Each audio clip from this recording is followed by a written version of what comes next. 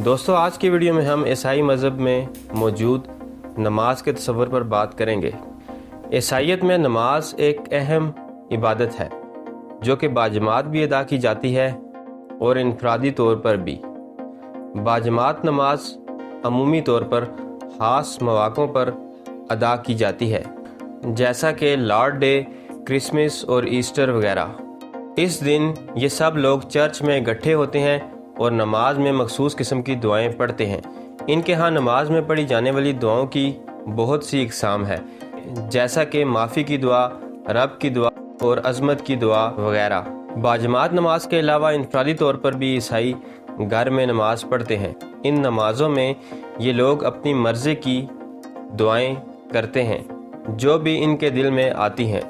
ईसाईयत में इस चीज़ की पाबंदी नहीं होती कि नमाज में मखसूस दुआएं पढ़नी है, जैसा कि मुसलमानों के यहाँ होता है। मसीहियत में तकरीबन 12 नमाज़ों का जिक्र आया है, जिसका हम मुख्तसर जिक्र कर लेते हैं। सबसे पहले रोज़ाना की नमाज होती है जो कि ईसाई पढ़ते हैं, जैसा कि मुसलमानों के यहाँ 5 वक्त की नमाज होती है। दूसरे नंबर पर इनके यहाँ 7 नमाज़ों का हुक्म भी मिलता है जो कि दिन के मुख्तलिफ औकात में पढ़ी जाती हैं। तीसरे नंबर पर ईसाई खुदा के नाम की 3 नमाज़ें भी पढ़ते हैं। चौथे नंबर पर ये लोग सलीबी नमाज भी पढ़ते हैं। ये नमाज हर ईसाई रोज़ाना ही अपने मामलात के शुरू और इख्तिताम पर अदा करते हैं।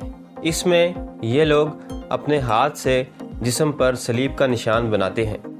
5वें नंबर पर ईसाई खुदा का शुक्र अदा करने के लिए भी नमाज पढ़ते हैं। इनके यहाँ मौसमी नमाजें भी होती हैं, जैसा कि क्रिसमस, ईस्टर वगैरह के दिनों में। मसीहियत में एक दिलचस्प नमाज लिसनिंग प्रेयर के नाम से है। इसमें ये लोग कान लगाकर अल्लाह की आवाज़ सुनने की कोशिश करते हैं। तो ये थी मेरी आज की वीडियो पसंद आए तो चैनल को सब्सक्राइब करें।